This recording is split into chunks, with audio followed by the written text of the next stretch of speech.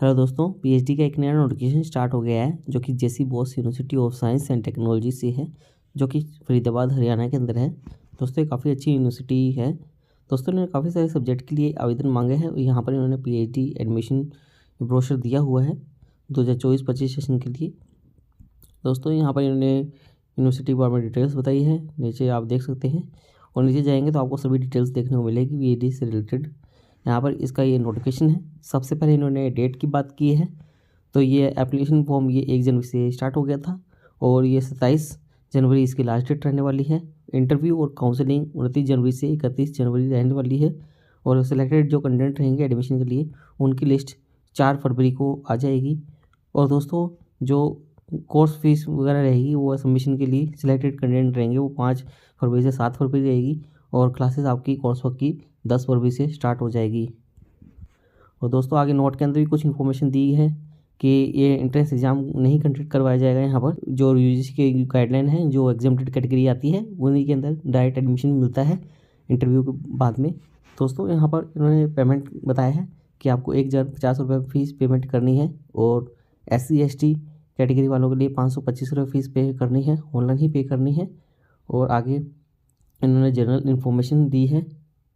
तो ये PhD programme के लिए जो रेगुलेशन दी है फॉर्म वगैरह वो ऑनलाइन ही आवेदन है करना है। और आपको duly completed online application form है ये, तो आपको अच्छे से रीड आउट करना है और आपको कोई गलती नहीं करनी है। उसके और डेट के बाद में ये भरा नहीं जाएगा, ये लिखा हुआ है लास्ट डेट के बाद में। और मिनिमम एलिजिबिलिटी आपके पास में होनी चाहिए। ऑर्डिनेंस वगैरह आप इसका रीड आउट कर लीजिएगा अच्छे से। तो यहाँ पर कुछ नियम वगैरह बताए गए थे और यहाँ पर इन्होंने कुछ इंट्रोडक्शन भी दी गए हैं कौन कौन से सब्जेक्ट के लिए नॉर्मली आवेदन मांगते हैं। तो आगे हम आपको बता ही देंगे ये सीटों के साथ में।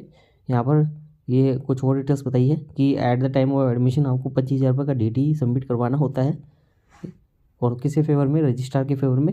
और दोस्तों यहाँ पर सब्जेक्ट बताए गए हैं, तो सब्जेक्ट और देख सकते हैं और सीटों की संख्या देख सकते हैं और साथ में ही रिसर्च एरिया क्या क्या है जिसके अंदर क्या आप अपनी रिसर्च कर सकते हैं, तो यहाँ पर बताए गए हैं। जैसे कि कंप्यूटर इंजीनियरिंग के अंदर 20 सीट है और साथ में उसके रिसर्च एरिया बताए गए हैं। कंप्यूटर एप्लीकेशन के अंदर 10 सीट है, सिविल इंजीनियरिंग के अंदर 4, इलेक्ट्रिकल इंजीनियरिंग के अंदर 10, इलेक्ट्रॉनिक्स इंजीनियरिंग के अंदर 10, मैकेनिकल इंजीनियरिंग के अंदर 15, मैनेजमेंट के अंदर 4, कम्युनिकेशन एंड मीडिया टेक्नोलॉजी के अंदर 2, मैथमेटिक्स के अंदर 2, फिजिक्स के अंदर 15, केमिस्ट्री के अंदर 10, इन्वायरमेंटल साइंस के अंदर 2, इंटरडिसिप्लिनरी के अंदर 5, लिटरेचर एंड लैंग्वेज के अंदर 1, लाइफ साइंसेज के अंदर 3। टोटल 113 सीटें बताई गई है।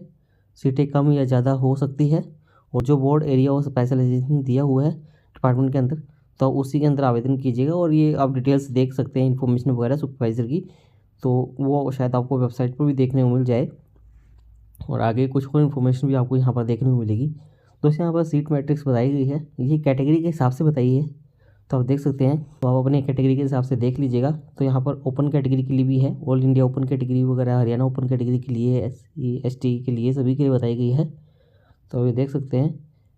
और दोस्तों एलिजिबिलिटी की बात करें तो यहाँ पर मांगा गया है कि आपके मास्टर डिग्री के अंदर 55% मार्क्स होने चाहिए या ग्रेड B होनी चाहिए, तो आप इसके अंदर आवेदन कर सकते हैं। 5% का रिलैक्सेशन दिया जाएगा SC/ST OBC non criminal PWD category वालों के लिए। दोस्तों ये जो रिजर्वेशन रहता है वो स्टेट गवर्नमेंट के अकॉर्डिंग रहता है, तो आप अदर स्टेट से आते हैं तो आपको जनरल कैटेगरी के अंदर ही माना जाएगा। और दोस्तों MPhil वाले हैं तो वो भी इसके अंदर आवेदन कर सकते हैं, ये लिखा हुआ है।